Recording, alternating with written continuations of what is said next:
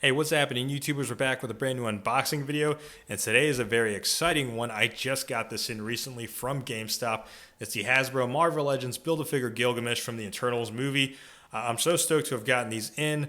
I only have these three so far, and as well as the deluxe figure Crow, just because these were the ones available in stock ready to ship from GameStop. So I have the other ones on pre-order, so whenever those come through, I'll go ahead and do an unboxing of that. And I'm so stoked for this because just looking off of the designs of the outfits and aesthetically, they look so awesome. I'm looking at the boxes as well and the accessories that they come with. It looks like they only come with an additional hand sculpt and a Build-A-Figure piece, except for Ikaris, because he doesn't come with a Build-A-Figure piece. It's a 7-figure wave. 6 figures need to complete the Build-A-Figure. He comes with additional head sculpt. But anyways, you're in for a treat because I'm actually going to be doing an unboxing video on all 3 of these figures today. Without further ado, I think we're going to start with Phastos first. Alright, so like we always do with our videos, y'all, we're going to start with the box art first. On the side of the packaging, you see the artwork of Phastos and the Eternals logo on the bottom. And on the back of the packaging is the artwork of Phastos as well. And of course, a little bio on Phastos. Feel free to pause the video if you want to go ahead and read it. And then, of course, the other figures in the wave. So there's 7 figures total. 6 needed to complete the Build-A-Figure, which is Gilgamesh. Now, this doesn't include the other figures as well, like the exclusives that are going to come out for like Angelina Jolie's character or Salma Hayek.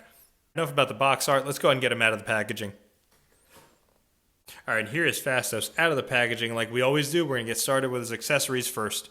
So first accessory piece he comes with is the right leg for the Build-A-Figure Gilgamesh.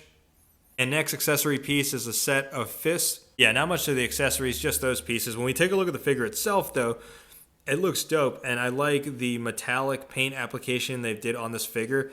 And it looks close to what we saw in the trailer. Aesthetically, the design of these outfits look awesome. There is one drawback, though, to this cloak, cape thing or whatever it is. It does hinder articulation because he does have a diaphragm joint, but you can't really move it forward. It does move back that much. But in terms of forward movement, not really. I mean, you can move his legs forward, but it is hindered by this cloak. So in terms of posing around, I mean, you're limited in that respect, but I do like that they're using the pinless technology. I'm noticing a lot more MCU figures utilizing that. Now, when we're looking at the face sculpt, the likeness is kind of there. I think this is one that Hasbro probably could have done a better job at. Sometimes that photo real tech is hit or miss, but I mean the likeness is definitely there, but just not on par with what we've seen before. The next figure we're going to take a look at is Cersei, or in this case, Marvel's Cersei, and I think the reason why Marvel brands it as Marvel's Cersei is because I don't think they can actually trademark the name Cersei. But anyways, let's go ahead and take a look at the box art first. And on the side of the packaging is the artwork of Cersei, and then the Eternals logo on the bottom. And this is the back of the packaging with the full artwork of Cersei. And there's a little read-up on Cersei. Feel free to pause the video if you want to go ahead and read it. All right, enough about the box art on this. Let's go ahead and get Cersei out of the packaging. And here is Cersei out of the packaging, and we're going to take a look at her accessories first. So she comes with the left leg of Gilgamesh for the Build-A-Figure. And then an additional set of hands. One is a fist, and the other one looks like she's doing some kind of telekinesis. This kind of looks familiar. It looks like sort of like Professor X's hand sculpts that he comes with. Now we're going to take a look at the figure itself. And kind of like Phastos figure, the paint application, it looks like it's kind of like a metallic finish that they're applying on here. It's like a green metallic finish. The main colors on her suit looks like it's silver and green. I did want to point out, like, I do love the way that they blended the silver into the green. I think that was very clean paint application from Hasbro, so I think they did a fantastic job. And when looking at the head sculpt, I think that's pretty on point to Gemma Chan. So like how I said, like those photo real tech is usually hit or miss. I think that's identical to the actress. They even added her mole right there. So that's like a huge key attention to detail. The only thing I do wish is I wish the hair wasn't like this sculpted blown hair. I kind of wish it was like let down. But it's kind of nitpicking. But overall, I think they did a fantastic job with this head sculpt. All right, now we're going to take a look at articulation. She does have a diaphragm joint. The only thing is, just like the other figure, Phastos, you can't really move too much forward, but you can definitely go back in that range of motion. The thing with the legs, unlike his figure where it's kind of like blocking his legs, on hers you can get it to go up a little bit, but it is still being hindered by that outfit. They are using the pinless technology on her legs, and the arms are single jointed elbows, but it does have a nice range. It can go up that high. The last figure we're going to take a look at today is Marvel's Ikaris. And on the side of the packaging is the artwork of Ikaris, and of course the Eternals logo on the bottom. And then the back of the packaging with Ikaris flexing his guns. And a little read up on Ikaris. I'm going to go ahead and read it.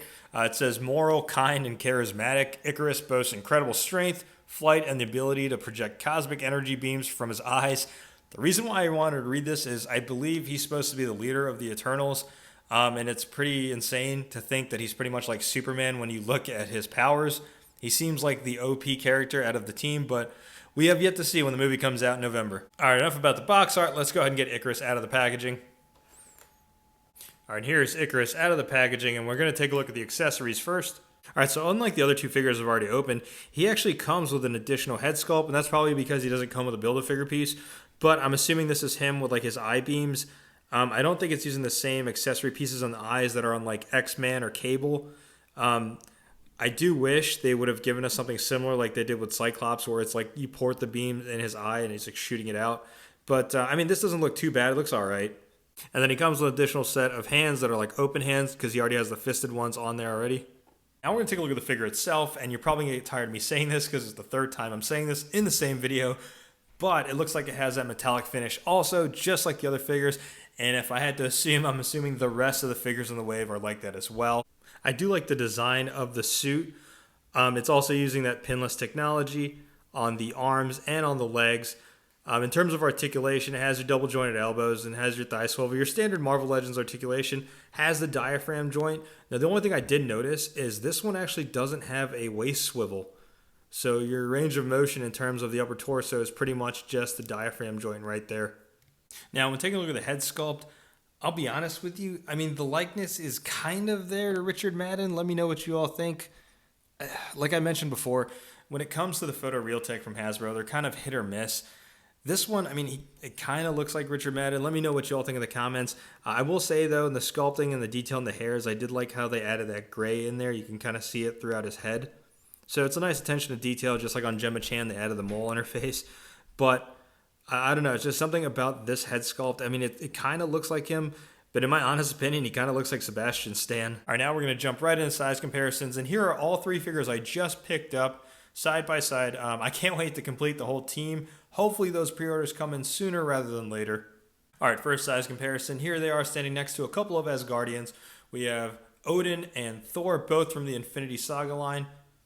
All right, next size comparison. Here they are standing next to a couple of villains from the MCU.